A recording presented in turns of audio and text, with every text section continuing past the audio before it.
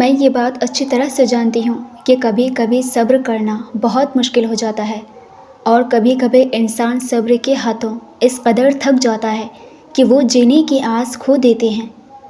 جانتے ہو، ہر بار ٹوٹنے کا مطلب تباہی و بربادی نہیں ہوتی، بلکہ کبھی کبھی ٹوٹنے کا مطلب نئی زندگی کی شروعات بھی ہوتی ہے۔ جانتے ہو، جب ہم تنہائی اور خاموشی میں دعا مانگتے ہیں تو ہم اس یقین کا اعلان کر رہے ہوتے ہیں کہ ہمارا اللہ تنہائی میں ہمارے پاس ہے، اور وہ خاموشی کی زبان بھی خوب سنتا ہے۔ دعا میں خلوص آنکھوں کو پرنم کر دیتا ہے، اور یہی آنسو دعا کی منظوری کی صاف صاف دلیل ہے۔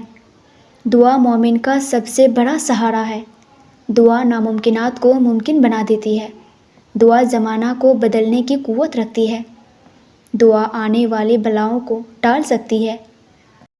تمہارے آنسو جو تمہاری روح میں اترتی ہے، وہ اللہ دیکھ رہا ہے۔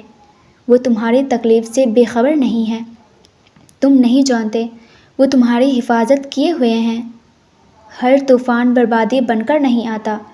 جیسے حضرت نوح علیہ السلام کے لیے طوفان ہار نہیں بلکہ جیت لایا تھا، ویسے ہی تمہاری آزمائش تمہاری جیت بن جائے گی۔ آغاز میں چوٹ ہے تو اختتام میں شفا بن جائے گی۔ ویورز، ویڈیو اچھی لگی ہو تو مجھے لائک اینڈ کامنٹ کر کے ضرور بتائیے گا، اور اسی طرح کے اسلامک موٹیویشن کے لیے ہمارے چینل کو بھی ضرور سبسکرائب کیجیے گا۔ جزاک اللہ۔